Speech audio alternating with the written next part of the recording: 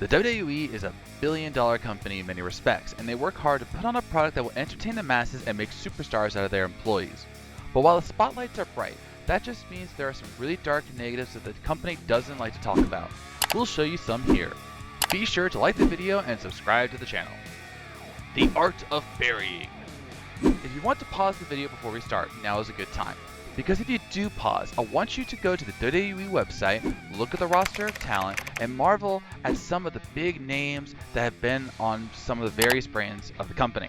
From monsters among men to women who are second nature in their abilities, and men who almost literally break the laws of physics, it's an impressive roster. And if done right, no one would deny the power and skill of the wrestling done in WWE. If done right. Whereas longtime fans know, Vince McMahon is more focused on ratings than having highly rated matches, and because of that, many talented wrestlers have been buried, as the term goes, in regards to how they're shown. At times, matches won't go long, known as squash matches, or wrestlers won't get pushes that they deserve. A great example of this is the athlete Ricochet, who is easily one of the best wrestlers in the world and able to do incredible acts in the ring. And yet, despite impressing in NXT, his time on Monday Night Raw has been a joke, culminating in him fighting Brock Lesnar for the WWE title and losing in under 2 minutes. Or how about Zack Ryder? The former WWE employee was beloved by fans but hated by Vince, because his praise didn't come from anything Vince did, but by everything Zack did on his own. So he buried him, and now Zack is gone from the company. Many recently departed wrestlers have noted that WWE doesn't do right by their talent, and Vince has 100% control over everything and does what he wants and nothing else. The drug problem. Sports today as a whole are closely monitored for things like illegal drugs, steroids, and the like. It ruins the integrity of the game if players are cheating, or are doing drugs that can hurt the state of play, if you will. For WWE though, they didn't care for a long time. They didn't mind if wrestlers were doing drugs as long as they didn't affect them in the ring, which led to many problems over the years, including a certain incident with Jimmy Superfly Snuka, the death of the Road Warrior Hawk, and many other wrestlers. Now sure, WWE nowadays has to work extra hard to keep things clean, but it wasn't always that way, and Vince McMahon knows it. What's worse, if they did have drug problems, WWE offered them no help in getting them clean. Which brings us to no health insurance. I know on the surface it seems like this is a small thing, as not all businesses offer health insurance to their employees. It happens. But look at what wrestlers do in WWE. Do you really think that they shouldn't be getting health insurance for all the intense action they bring? If you look at the stats, it's shocking how many wrestlers from the older era have died at young ages because of the abuse they have taken on their bodies. Legend Roddy Piper noted in an interview that he knew he wasn't going to make it to 65, and he died at 61. Many outside pundits have stated that WWE should bring health insurance to the industry, but Vince McMahon refuses because by his definition, the wrestlers are independent contractors and thus don't deserve it, which definitively proves that Vince sees his wrestlers as items and not people. Brawl for all. Wrestling as a whole is full of bad ideas or bad gimmicks, and in the case of the infamous Brawl for All, the man known as Vince Russo, who is despised by many, had an idea that they should pick 16 guys from the back and let them loose in a real fighting setting to prove who the toughest guy in the back was. In theory, not a bad idea. In reality, it was a train wreck. Numerous wrestlers in the tournament got injured, including Dr. Death Steve Williams, who had his career ruined despite being the favorite to win it all. So where's the darkest secret?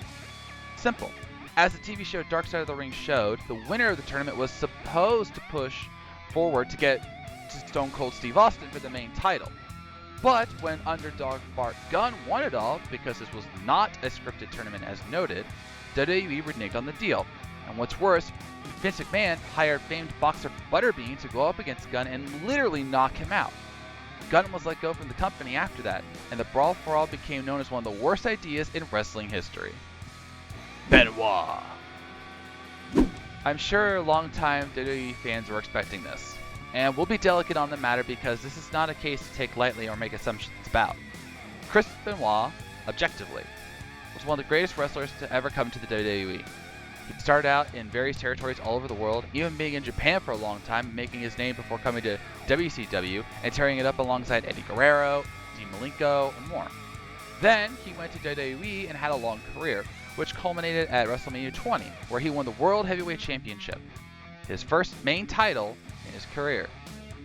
The key moment there was that Eddie Guerrero, his best friend, also held a main world title, and the two held up their titles in victory and accomplishment as the crowd cheered wildly. Then, slowly but surely, it all went wrong. Eddie Guerrero would pass on via a heart problem, and that crushed Benoit to his core. He tried to deal with it, but everyone around him knew that Eddie's death was killing him on the inside. But the thing that shocked the world was that when he was supposed to be at a pay-per-view event, he instead went to his house, took the life of his wife and son, and then took his own life. The event nearly broke wrestling in all the ways that mattered. And it wouldn't be wrong to say that if it did happen, it would have been understandable. This is not something to mock or say. It was just a man over the edge, and it has nothing to do with wrestling. But it had everything to do with wrestling. It had everything to do with wrestling, as doctors would reveal, as his brain had serious damage from the years of abuse that he suffered in the ring.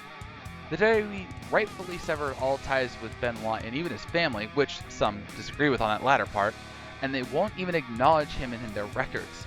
As Dark Side of the Ring noted, the name Benoit is now a bit of taboo in WWE and beyond, making it all the more tragic what happened to a man who inspired many with his passion, hard work, wrestling skill, but was clearly a broken man in his mind, body, and spirit. Owen Hart. There aren't many moments that could top the story of Chris Benoit, but if there was one, it would be the tragic story of Owen Hart. Part of the legendary Hart family and the youngest of the group of kids of Stu Hart, Owen was arguably the best among them.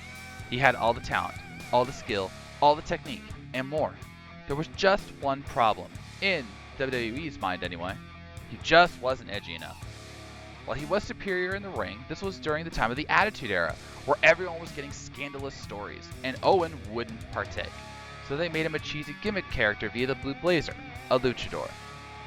At WWE Over the Edge 1999, Owen Hart was set to enter the match with the Godfather via a harness and rope combination that would lower him from the rafters of the arena to the ring, something that Owen had done before. But on that night, it all went wrong.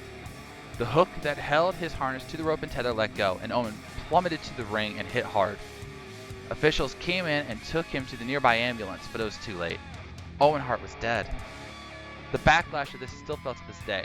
First, WWE didn't stop the event after Owen's passing. They kept going with the matches, and many felt it was wrong. Second, the WWE didn't do their due diligence trying to make sure that the rig that lowered Owen was safe, even attempting a new and cheaper technique because the previous attempt wasn't as attractive. Finally, when Owen's widow sued the WWE for what they did, Vince McMahon refused to accept responsibility and even tried to move the case to Connecticut so that he wouldn't get a punitive punishment. All in all, it was not a good look for WWE, and was the season finale of Dark Side of the Ring Season 2, and many fans noted they cried after hearing about all WWE had done to Owen, both inside and out. So what did you think? What did you think of what happened in the dark side of WWE's ring? Are you surprised at some of these secrets? Which one paints WWE in a darker light in your eyes? Let me know in the comments below. Be sure to subscribe, and I'll see you next time on the channel.